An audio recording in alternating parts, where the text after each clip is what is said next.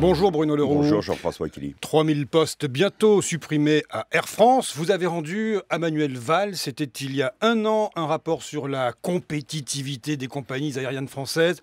Alors, à qui la faute? Aux pilotes?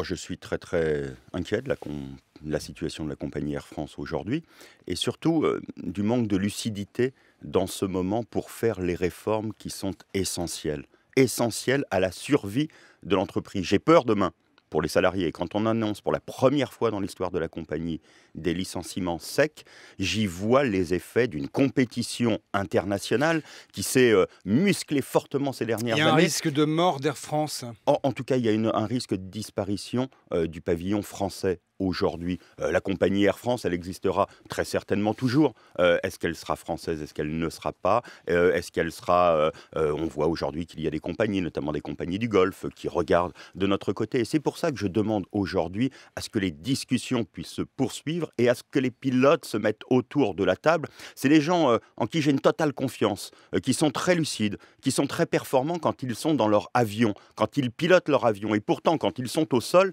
ils ont un problème de pilotage de la compagnie. Eh bien, moi, je demande à ce qu'ils puissent demain se remettre autour de la table et regarder le futur d'Air France pour la préserver, pour la remettre dans la compétition. On leur demande de voler plus, 2 heures de plus par semaine.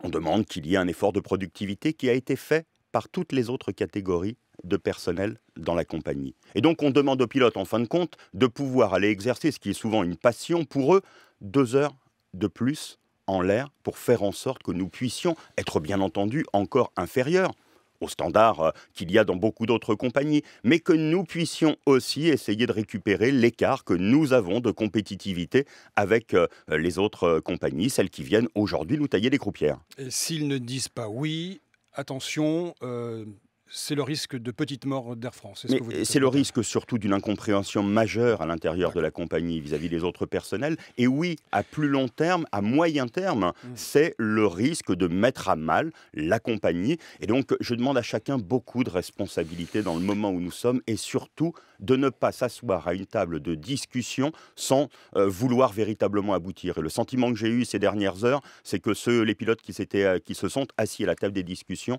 n'ont pas pris ces discussions au sérieux. Ah, Bruno Leroux, Vladimir Poutine est à Paris. Est-ce que vous irez le saluer? C'est pas votre copain, celui-là, hein? Moi, je me félicite qu'il y ait des discussions avec la Russie. Je dis ça parce sur que tous les sujets. Vous figurez sur la liste noire du Kremlin des 89 personnalités interdites en Russie. C'est un élément que je n'ai toujours pas compris et je n'ai toujours pas eu d'explication. Mais je pense qu'il faut discuter. Le format qu'on dit Normandie, parce que à l'initiative de la France, au moment des commémorations du débarquement, il y avait eu cette discussion avec l'Ukraine, avec l'Allemagne, avec la Russie. Elle est nécessaire à poursuivre. Et donc aujourd'hui, que M. Poutine soit à Paris, c'est un bon sujet. D'autant plus que nous avons... Et c'est un démocrate à vos yeux, Vladimir Poutine?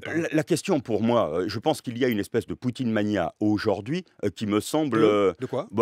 Les commentateurs, je vois un certain nombre à droite et à l'extrême droite, on ferait de M. Poutine... je crois que c'est une faiblesse d'esprit que de penser cela et que de penser qu'il y a quelque chose de magique à l'autoritarisme et à quelque chose qui soit très musclé. Et pour autant... moi, je crois que la France doit discuter d'égal à égal aujourd'hui avec la Russie pour clarifier notre action commune. Et moi, ce qui m'intéresse aujourd'hui, c'est qu'il y ait des progrès sur le front ukrainien et russe pour que la paix soit préservée et que nous fixions ensemble des objectifs communs sur le fait de faire reculer Daesh. Et là, il y a à demander quelques explications à M. Poutine, dont je ne suis pas sûr que la première raison d'intervention en Syrie aujourd'hui soit de combattre Daesh. Donc, il y a de multiples sujets de discussion et il faut discuter avec la Russie. Juste votre avis là-dessus, la France est-elle dans le corner quand elle dit non, non, non, pas Bachar el-Assad? Il s'en va d'abord et après on engage les hostilités. Il faut regarder la finalité, M. Akili.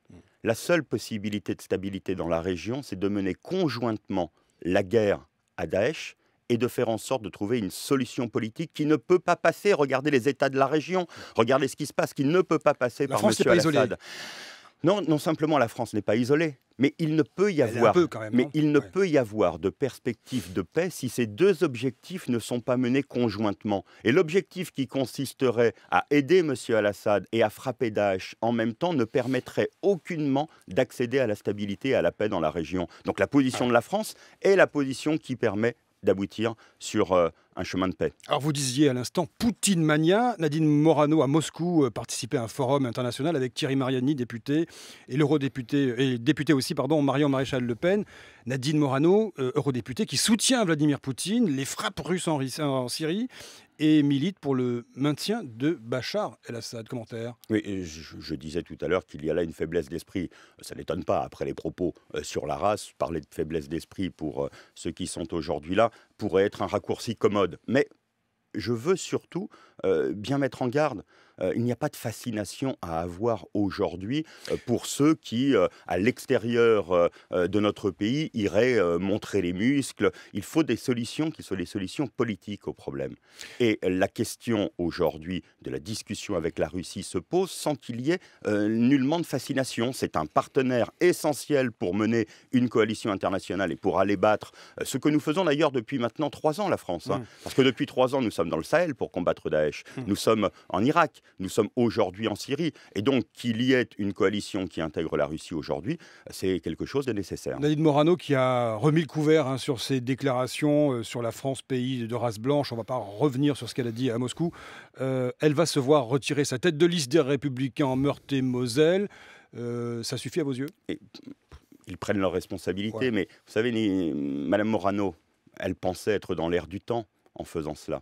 Elle a fait ça parce qu'elle pensait que c'était le moment dans son camp de dire les choses. Elle essaye de les dire toujours un peu plus tôt pour essayer de créer le buzz. Mais c'est ça la véritable responsabilité aujourd'hui. C'est que beaucoup de propos, et notamment ceux de M. Sarkozy, je reprends la chasse d'eau ou d'autres, montrent qu'il y a une gangrène de la parole extrémiste aujourd'hui chez les Républicains. Et que le nom est de plus en plus usurpé. Et donc, le véritable problème, c'est les propos de Mme Morano. Mais c'est le fait qu'elle a pensé pouvoir les dire à bon compte et être dans l'air du temps de ce qui se dit dans son parti.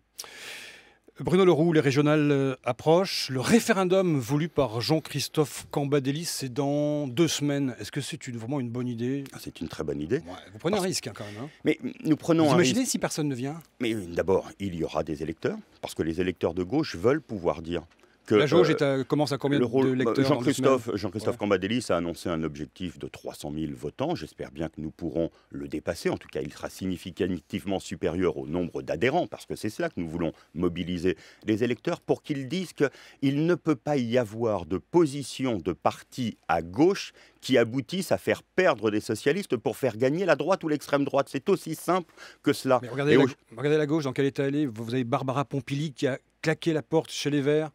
Mais c'est justement de cela dont je parle. Barbara Pompili, je ne veux pas parler à sa place, mais a claqué la porte parce qu'il lui semble qu'une stratégie qui vise à faire valoir les idées écologistes, elle est bonne. Une stratégie qui vise à faire valoir les idées écologistes pour battre demain des socialistes, ce n'est pas la finalité. L'écologie Les Verts, c'est plus votre allié, ça c'est fini. Mais c'est notre allié, nous discutons. Compliqué avec la relation, non? Mais vous savez, quand il y a des problèmes stratégiques dans un parti, la clarté, c'est d'y rester ou d'en partir. Aujourd'hui, un certain nombre de responsables verts partent d'Europe Écologie Les Verts parce qu'ils ne veulent pas d'une stratégie qui fasse perdre la gauche. Vous avez des parlementaires socialistes qui critiquent encore le budget qui a été présenté cette semaine. Oui, c'est un problème d'ailleurs, parce qu'on se dit un budget à gauche et surtout tourné vers les Français. Tourner vers les Français avec des impôts en moins qui leur sont bien entendu de l'argent que nous avions demandé, un effort que nous avions souhaité, que nous rendons aujourd'hui, notamment aux plus modestes, un effort pour l'investissement public, l'investissement privé, les PME, et pour autant pour certains, il n'y en a jamais assez. Et moi, vous les voyez voter contre? Mais je ne les vois pas voter contre, mais je vois surtout un électorat qui nous demande de la cohérence. Parce que le matin, il entend un certain nombre de nos collègues critiquer le budget, et le soir, il nous voit distribuer des tracts ensemble pour les élections régionales. Et quelquefois, ils n'en peuvent plus. Ils nous disent, mais à quoi ça sert que vous vous mettiez des bâtons dans les roues comme ça et que vous soyez tout le temps en train de râler? Et donc moi je dis à mes collègues, quand on distribue ensemble des tracts pour convaincre qu'il faut voter pour nous aux élections régionales, on ne passe pas le reste du temps de sa journée à aller placer des banderilles pour dire que ce budget n'est pas un bon budget. Et s'ils votent contre? S'ils votent contre, ils connaissent eux-mêmes la réponse, je n'ai pas besoin de la leur rappeler. C'est-à-dire? Mais quand on vote contre un budget, on n'appartient plus, bien entendu, à la majorité. Mais ça, c'est une règle, quels que soient les partis, quelles que soient les époques. À bon entendeur, hein, c'est ça? Oh, moi, je ne dis jamais salut, je leur dis à bon entendeur, venez. Merci à vous, Bruno Leroux.